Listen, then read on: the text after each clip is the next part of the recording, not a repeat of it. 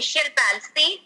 Now, facial palsy, you know, it's the seventh cranial nerve, and the facial palsy can be caused by birth defects whenever a forceps delivery is done, Mobius syndrome, and due to traumas where there is skull fracture or facial injuries can lead to facial palsy, where there is injury of the facial nerve. Infections such as otitis media, chickenpox, mumps, mastoiditis, poliomyelitis all can result to facial palsy. Then toxic drugs such as thalidomide, then tetanus toxin, diphtheria toxin can lead to facial palsy. There are metabolic disorders also which can result to facial palsy.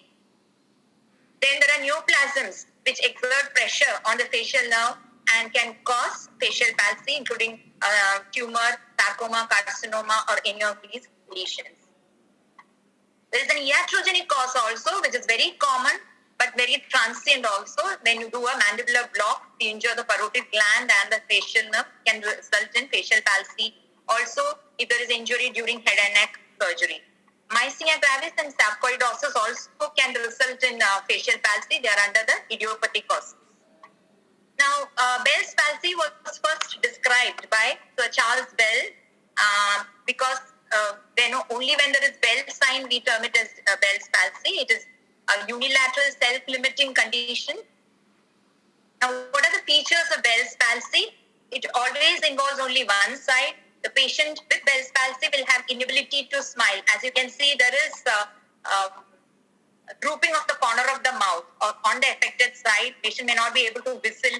At the same time, may not be able to close the eye or raise the eyebrows. You can see there are no wrinkles that are seen on the forehead. The speech will be slurred. Patient will have mask-like appearance. And anterior two-thirds of the tongue, due to innervation by chordae tympani, there will be loss or alteration of taste also. Now, the most common facial nerve paralysis is due to the mandibular block that we give, which is transient also. If you use proper technique, we can avoid such complications. Otitis media can lead to facial palsy. The congenital facial palsy are associated with syndromes such as Mobius syndrome, Fletcher-Collins syndrome, Golden House syndrome, and most important, Ramsay-Hunt syndrome. During Viva, you will be asked to name syndromes involving facial palsy. So you can name any of these. Out of these, Ramsay-Hunt syndrome can come as an SAQ or shingles or herpes zoster oticus. As you know, the patient with Ramsay-Hunt syndrome will have a history of chickenpox, and this is caused by reactivation of the varicella zoster virus, which is herpes zoster virus. It reactivates and affects the facial nerve, which the virus actually remains dormant in the geniculate ganglion and reactivates whenever there is some immunosuppression or any other precipitating factor. So how do you differentiate between Bell's palsy due to other causes and due to Ramsay-Hunt syndrome? It's in the case of Ramsay-Hunt syndrome, patient will have fever and also blisters in the dermatome that is involved, usually on the earlobe or on the palate or on the tongue or in the buccal mucosa. Okay, so that helps us to differentiate and paralysis can occur along with these lesions or after the onset of the rashes. Now, other symptoms which will help us to differentiate shingles is there will be hearing loss on the affected side. The person will also have dizziness, due to which there will be nausea and vomiting. There will be vertigo. And another sign is tinnitus or a ringing sensation in the ear in the affected side, which will take a long time even after treatment to go. Now, diagnosis, clinical features itself is very much diagnostic. If you want to confirm, you can do virological studies like ELISA. Audiometry is very important because patient will have defective hearing on that side. Nerve conduction studies can be done. And to rule out structural lesions, you can do CT, MRI also.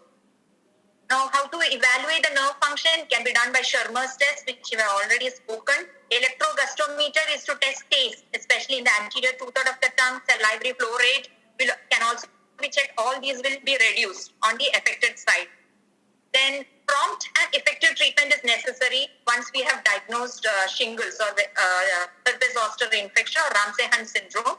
Because the earlier you start with steroids and antivirals, we can always delay or prevent the onset of post-herpetic neuralgia. Post-herpetic neuralgia is a complication of herpes zoster infection. It is a neuralgia that follows the persist neuralgia actually, which follows the area which is involved or the lesions that are formed by herpes zoster. Here, antivirals have to be given to prevent the virus replication. Along with that, steroids have to be added, initially a high dose, so as to prevent the onset of post-herpetic neuralgia. That will also help prevent the inflammation and edema of the nerve. So recovery occurs, the lesions will disappear within a week, but the facial palsy will take about 1 month or more to subside. So along with these medicaments, you have to take care of the eye, because the patient will not be able to close the eye. So you have to get it padded, or else there will be injury to the cornea and it will dry up. Lubricating drops can be used. Along with that, physical therapy is very, very important so that the facial palsy patient recovers from the facial palsy soon. It can be done through shortwave diathermy. Massage is very, very important. Intermittent application of heat and cold is also very effective for treatment of Bell's palsy. Coming to the next, trigeminal neuralgia. It is a very important question which can come as SAQ. It is otherwise known as tic-douloureux, trifacial neuralgia, or Fothergill's disease, according to the person who has first described the disease or the neuralgia. It is defined as, each word is important here. Trigeminal neuralgia is defined as a sudden, unilateral, severe, brief, paroxysmal, stabbing, lancinating, recurring pain in the distribution of one or more branches of the fifth cranial nerve. Can affect ophthalmic, maxillomandibular. Ophthalmic is rare. It's very common in the mandibular branch.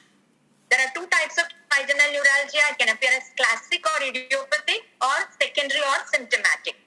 It is caused, there are different etiological factors. That it can be due to an intracranial tumor of the cerebellar pontine angle, multiple sclerosis, where there is demyelination of the nerve, pittress-rich compression due to a neoplasm.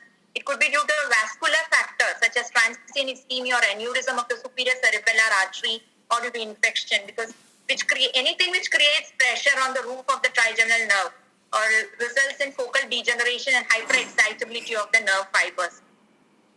These patients will have trigger zones that will be according to the dermatome which is involved. If it is mandibular, the trigger zones will be in the chin, above the upper lip. So anything which touches this area, it could be a light breeze also, will stimulate pain in this area. So patient will avoid talking and touching the area of the face. He will avoid from washing or shaving also, or eating from that side, or brushing his teeth. So clinical features will include, usually it is during the 4 to 6 decades, it's usually common in females, and right side is more affected. It doesn't occur during sleep, and in between the painful episodes, there is a refractory period with no pain. A patient, because of all these problems, will have an emotionless, mask-like face, because he will avoid any movement or anything getting touched to his face. So he'll have a frozen face appearance.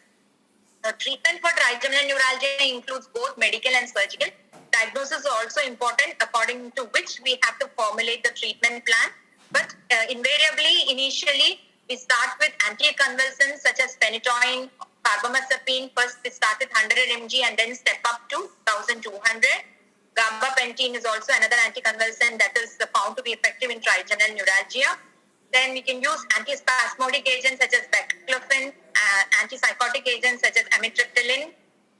If patient doesn't respond to any of these, we have to go for surgical treatments such as radiofrequency or thermocoagulation, even injecting glycerol or alcohol into the nerve.